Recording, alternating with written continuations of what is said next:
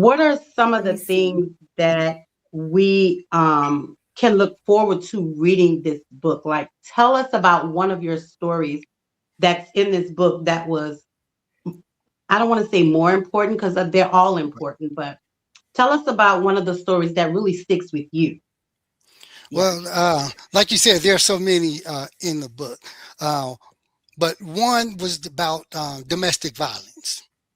Mhm. One was about being a male, being a victim of domestic violence, and how society make you feel like you're not a man enough because you say that you're a victim because you allowed a woman to put their hands on you. But the bottom line is, to me, you're a better man by not retaliating without putting your hands on. So one of my stories was dealing with that because that individual tried to destroy my name, to try to lie on me and everything. But God knows all. You can't. That's one thing for certain. You have to trust Him. And so all those things that took place in me, that happened to me, it taught me a lot too. To trust in Him, and by being obedient with Him. Meaning, if you notice in the book, I don't mention any names. I don't even. I just share multiple relationships. Why? Because that's really not the most important thing about who. Because there's always two. There always things that both sides can do. And just like what the judge had told me, she asked me, "So what did you do for that individual to put their hands on you?" I was And I getting said, ready to "Well, ask that question. I just prayed." And then that individual got more and more upset because I wasn't engaging in the argument. So, which meaning my action, not engaging, only Yeah. created the opposite, the action to make her Yeah. made her more mad. And so that's what I did. But, she just reconfirmed to me, say, no, you didn't do anything wrong. But, every action, there's a reaction. And that was that person's reaction to that. And so, I wanted to be able to talk to men. I found out that there was 1 in 7 men that are victim domestic violence. And in fact, there's even more than that. It's just, these are just the simple ones that people will actually say anything. We did a segment called The Secret of Men, and that's where you sit around and these men were talking about how abusive their relationships were, but you don't hear it a lot because again, as men, we're taught to hold that stuff back in. We're taught to, you don't tell nobody that, hey man, my woman just hit me. They really want to call you a punk or what all that, but you know what? In this case, it's okay to be a punk.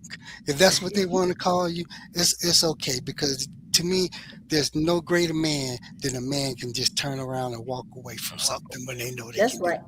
And it's when I just reading and just hearing just that part of your story, um, I'm a part of an agency, a modeling agency, which we do a lot. We, shoot movies and movie shorts. And there we actually have a movie short called Flip Side, Hmm. in which it portrays a man being domestically, Abuse. domestic violence, but it's the opposite. It's where the woman is the Abuser. Abuser. abuser versus Mhm. the victim. So when I heard that, I was like, wow, we actually have a movie short which talks about Hmm. that.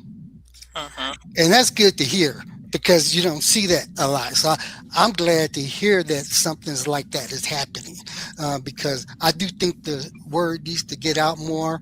I think it's not to, again, it's not to say, oh, you feel, bad, you're trying to get somebody to feel sorry for you, but you need to understand that we all we have to be responsible for our actions and our words. And no matter Mhm. what, a man or woman, you don't need to be putting your hands on nobody because that's not love. Love don't That's hurt. right. You know, Love not I Love supposed to does hurt. That's not right. hurt. Yeah. I know when my wife feel pain, I feel pain because she's hurting and I can't Yes. do anything about it. So to cause that pain, that's not love. And Yeah. no matter who it is, you need to walk away from it. And that's what the judge had told me. As a minister, you used to working with people and trying to help them stay together and everything. And she just said, look, I've been on this bench for 25 years. And if anybody could lie to the extent that this individual did to cover up their actions, you need to walk away.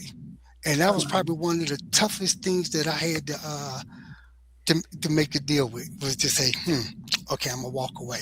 But it was the greatest thing that I ever done. Wow. Yeah, yeah, Okay. amen, And by the amen. way, that's in chapter 3.